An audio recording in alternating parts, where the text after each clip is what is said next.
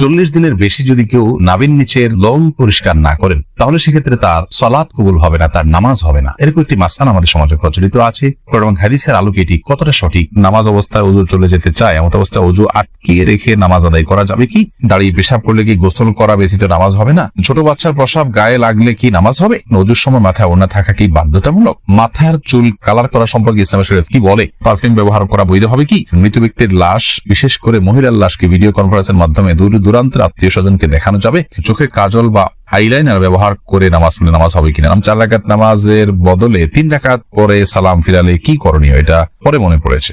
আর বিলম্ব না করে চলুন আমরা প্রবেশ করি আপনাদের প্রশ্নগুলোর উত্তর দেওয়ার পালায়।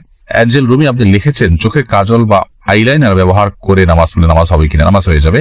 সুমন আহমেদ আপনি লিখেছেন, 4 রাকাত নামাজের বদলে 3 রাকাত পরে সালাম ফিরালে কি করণীয়? এটা পরে মনে পড়েছে। ফরজ নামাজ যদি 4 রাকাত যা 3 রাকাত সালাম ফিরে ফেলেন, তৎক্ষণাৎ মনে পড়লে তো আরেক রাকাত পরে শেষ নামাজ হয়ে যাবে।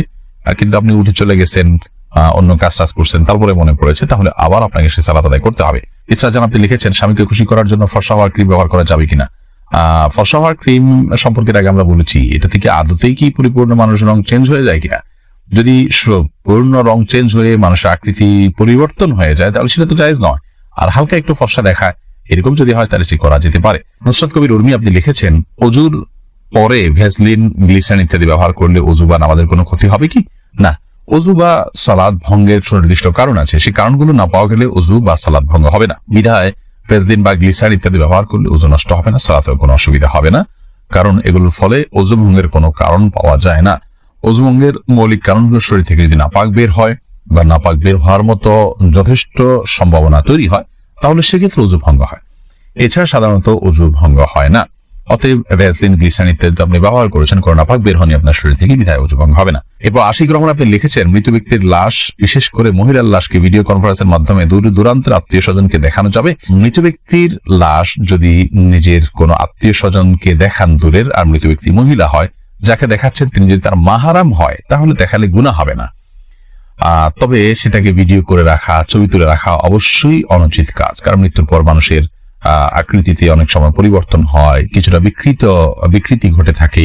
এগুলোকে ধারণ করা, রাখা বা বিভিন্ন জায়গায় প্রচার করানোর সময় মৃত ব্যক্তির জন্য অপমানের হয়, যেটা তিনি জীবদ্দশায় হয়তো পছন্দ করতেন না যে তার বিকৃত কোনো রূপকে কেউ প্রচার করুক, সেজন্য রেকর্ড করে রাখা অনুচিত। তবে লাইভে যদি দেখানো হয় তার কোনো মাহারামকে, যাতে পর্দার কোনো বিধান লঙ্ঘন না হয়, তাহলে সেক্ষেত্রে কোনো হারাম কিছু হবে না বলে আশা করি। তবে মনে রাখতে হবে, খুব দ্রুততার সাথে আপনার দাফন কাফনের ব্যবস্থা করা, এই সমস্ত লাইভ কনফারেন্স এগুলো করতে যেন খুব বেশি বিলম্ব না করা হয়, সে বিষয়টি অনেক গুরুত্বপূর্ণ করা। জানাজা দিতে আসছে, জানাজা খুব দ্রুততার সাথে তোমরা দাও। শাহিন আলম লিখেছেন, পারফিউম ব্যবহার করা বৈধ হবে কি? পারফিউম ব্যবহার করা বৈধ। পারফিউমে যে অ্যালকোহল আছে, সেই অ্যালকোহলের কারণে ওলামায়ে কেরাম নাজায়েজ বলেন।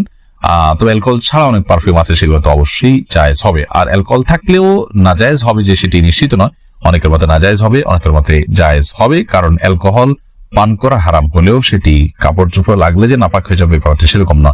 এটা যথেষ্ট মতপার্থক্য আছে। সবচেয়ে ভালো হয় অ্যালকোহল ছাড়া অনেক পারফিউম বাইরে হচ্ছে, সেগুলো ব্যবহার করা, কিংবা আপনার আতর ব্যবহার করা। আমি ব্যক্তিগতভাবে অ্যালকোহল সহ পারফিউম ব্যবহার করাটাকে জায়েজ মনে করি। এরপরে আব্দুল মা এই আইডি থেকে আপনি লিখেছেন, মাথার চুল কালার করা সম্পর্কে ইসলামের শরীয়ত কি বলে? মাথার চুল কালার করতে পারেন, বিশেষ করে সাদা যখন হয়ে যায় তখন নবী করিম সাল্লাল্লাহু আলাইহি ওয়াসাল্লাম এর হাদিস অনুযায়ী এটাকে কালার করাটাই হলো উচিত এবং সুন্নাহ। তিনি বলেছেন, ইহুদিরা সাদা চুল রাখে, তোমরা এটাকে কালার করবে, ওয়াজান্নিবু সাওয়াদ, তবে তোমরা কালো কালার থেকে বিরত থাকবে। অতএব মেহেদি বা এই জাতীয় কোনো ন্যাচারাল কোনো কিছু যদি আপনি কালার করতে পারেন সেটা সুন্নাহ। এরপরে প্রশ্ন করেছেন হাবিবা, আপনি লিখেছেন, ওযুর সময় মাথায় ওড়না থাকা কি বাধ্যতামূলক?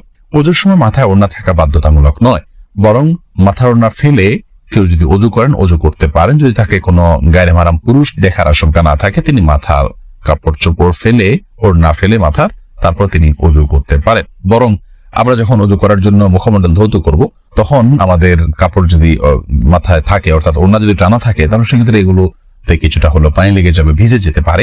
এই জন্য মাথার ওড়না না রেখে ওযু করা যাবে। যদি মাথার ওড়না রেখে আপনি ওযু করেন এবং আপনার ওড়না খুব একটা না ভেজে আপনার অসুবিধা না হয়, আপনি করতে পারেন। মাসা করার ক্ষেত্রে আপনাকে মাথার কাপড়ের নিচ দিয়ে মাসা করতে হবে, কারণ মাথার ওড়নার উপর দিয়ে মাসা করলে সে মাসা বিশুদ্ধ হবে না। এটাই হলো জমহুর এবং বেশিরভাগ উলামায়ে কেরাম, ফুকাহায়ে কেরামের মত। খোলাসা কথা হলো যে মাথায় ওড়না থাকা এটা বাধ্যতামূলক নয়, বরং মাথায় ওড়না না রেখে উযু করা যাবে। আর যদি ওড়না রেখে উযু করতে পারেন আপনি, তবে মাসা করতে হলে অবশ্যই ওড়না নিয়ে দিয়ে আপনাকে করতে হবে। সুমাইয়া আপনি লিখেছেন, ছোট বাচ্চার প্রসাব গায়ে লাগলে কি নামাজ হবে? ছোট বাচ্চার, ছোট শিশুর পেশাব সেটাও কিন্তু বড়দের পেশার মতো নাপাক, অতএব সেটা যদি গায়ে বা কাপড়ে লাগে, যে জায়গা লাগে সেটাকে ধুইতে হবে। পার্থক্য এতটুকু, যদি দুগ্ধপোষ্য ছেলে শিশু হয় তাহলে তার পেশাবের ছিটা যেহেতু অনেক বেশি ছড়ায় না কন্যা শিশুর তুলনায়, এই জন্য তার পেশাবের উপর পানি ছিটা দিলে সেটা যথেষ্ট হয়ে যাবে। আর কন্যা শিশু যদি হয়, সেটা যেহেতু তার পেশাব যেহেতু একটু ছড়ানোর আশঙ্কা বেশি থাকে, এবং আরো নানা কারণে, অনেক কারণ এবং রহস্য আছে যেগুলো আমরা জানি না, তো সেগুলোর ভিত্তিতে কন্যা শিশু হলে, সেই দুগ্ধপোষ্য হলেও যে জায়গায় লাগবে তার পেশাব, সেই জায়গাটা কাপড়ের জাস্ট ওই অংশটুকু ধুয়ে দিলে পাক হয়ে যাবে।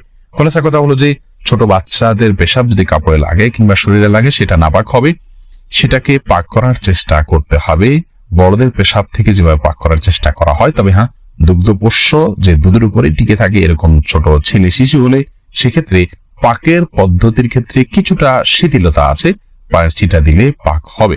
তবে সেক্ষেত্রে ধুয়ে ফেলাটাই হলো সংশয় মুক্ত। বিশেষ করে আপনার অনেক সময় খুঁতখুঁতে স্বভাব থাকে অনেকের মধ্যে সন্দেহ থাকে, মনের প্রশান্তির জন্য পুরোটা ধুয়ে ফেললে সেটা অবশ্যই উত্তম এবং ভালো, কারণ পেশাব থেকে পরিচ্ছন্ন থাকা নির্দেশনা হাদিসে রয়েছে। এমনি সাকিব মাতব্বর লিখেছেন, নামাজ অবস্থায় উযু চলে যেতে চায়, এমন অবস্থায় উযু আটকিয়ে রেখে নামাজ আদায় করা যাবে কি? অবশ্যই আটকিয়ে রেখে আদায় করা যাবে, তবে স্বাভাবিক অবস্থায় উযু আটকিয়ে রেখে তারপরে ওই উযু দিয়ে নামাজ পড়া উচিত নয়। তবে নামাজের মধ্যে যদি আপনার উযু ভাঙার বা পেশাব পায়খানা বেগ হয় তাহলে সে বা বায়ু নির্গত হওয়ার বেগ হয় তাহলে সেটাকে আটকিয়ে রেখে সালাত কমপ্লিট করা যেতে পারে, যেহেতু সালাত কমপ্লিট করা আল্লাহর কর্তৃক নির্দেশিত, আল্লাহ বলেছে। এরপরে মোহাম্মদ আরাদ আব্দুল্লাহ আপনি জানতে চেয়েছেন, দাঁড়িয়ে পেশাব করলে কি গোসল করা ব্যতীত নামাজ হবে না? দাঁড়িয়ে পেশাব করলে যে গোসল করতে হবে এমনটি বাধ্যতামূলক নয়, বরং দাঁড়িয়ে পেশাব করার পরও আপনি গোসল ছাড়া নামাজ আদায় করতে পারেন। দাঁড়িয়ে পেশাব করতে গেলে যদি আপনার শরীরে কোথাও ছিটে ফোঁটা লাগে বা পেশাব লেগে যায়, সেই জায়গাটা আপনি ধুয়ে ফেলবেন, ধুয়ে আপনি সালাত আদায় করতে পারবেন। আর দাঁড়িয়ে পেশাব করাটা অনুচিত, অনুত্তম, ভালো নয়, মাকরুহ কাজ। নবী করিম সাল্লাল্লাহু আলাইহি ওয়াসাল্লাম সচরাচর দাঁড়িয়ে পেশাব করতেন না। 40 দিনের বেশি যদি কেউ নাভির নিচের লোম পরিষ্কার না করেন তাহলে সেক্ষেত্রে তার সালাত কবুল হবে না, তার নামাজ হবে না। এরকম একটি মাসআলা আমাদের সমাজে প্রচলিত আছে, এবং হাদিসের আলোকে এটি কতটা সঠিক আমরা সে বিষয়ে জানার চেষ্টা করব। প্রথম কথা হলো, হাত পায়ের নখ ছোট করা, গোপ ছাটা ছোট করা, বগল এবং নাভির নিচের পশম পরিষ্কার করা, এটাকে চেঁচে ফেলা, এটি সকল নবী রাসূলগণের প্রতি আল্লাহ রাব্বুল আলামিনের পক্ষ থেকে আরোপিত কমন একটি বিধান ছিল, সকল নবী রাসূলগণের কমন একটি সুন্নাহ ছিল, যে সুন্নাহ সকল নবী রাসূলদের জন্য প্রযোজ্য ছিল। একজন ইমানদারের জন্য সেটি অবশ্যই অনেক বেশি গুরুত্বপূর্ণ। আনাস ইবনে মালিক রাদিয়াল্লাহু তাআলা আনহু একটি হাদিস বর্ণনা করেছেন, যেটি সহিহ মুসলিমে বর্ণিত হয়েছে, সহিহ আসা এবং মুসনাদ আহমদ সব হাদিস কিতাবে বর্ণিত হয়েছে। সেখানে তিনি বলেছেন যে রাসূল আকরাম সাল্লাল্লাহু আলাইহি ওয়াসাল্লাম আমাদেরকে এই কাজগুলো করবার জন্য, অর্থাৎ হাত পায়ের নখ ছোট করা, গোপ ছোট করা, বগল এবং নাভির নিচের পশম পরিষ্কার করা, চাচা, এই কাজের জন্য তিনি আমাদেরকে সময়সীমা নির্ধারণ করে দিয়েছেন 40 দিন। অর্থাৎ 40 দিন পর্যন্ত কেউ যদি বিলম্ব করেন তাহলে সেটি জায়েজ আছে, যদিও এত বেশি বিলম্ব না করে প্রতি সপ্তাহে একবার পরিচ্ছন্ন করতে পারে সেটি উত্তম ভালো কাজ। যত বেশি পরিষ্কার রাখা যায় এগুলো ততই ভালো। কিন্তু যদি কেউ বিলম্ব করতে চান তাহলে সেক্ষেত্রে তিনি এগুলো না চেষে না কেটে সর্বোচ্চ 40 দিন পর্যন্ত থাকতে পারবেন। 40 দিনের পর যদি তিনি না কেটে থাকেন তাহলে সেটি তার জন্য গুনাহের কারণ হবে, সে কারণে তিনি আল্লাহর কাছে পাপী হিসাবে বিবেচিত হবেন। কিন্তু এর কারণে তার সালাত হবে না, তার নামাজ কবুল হবে না, এরকম কোনো কথা হাদিসের কোথাও বলা হয়নি। সালাত বা নামাজ বিশুদ্ধ হওয়ার সম্পর্ক হলো সালাতের যে শর্ত আছে সেই শর্তগুলো তিনি সঠিকভাবে আদায় করেছেন কিনা এর উপর নির্ভর করে।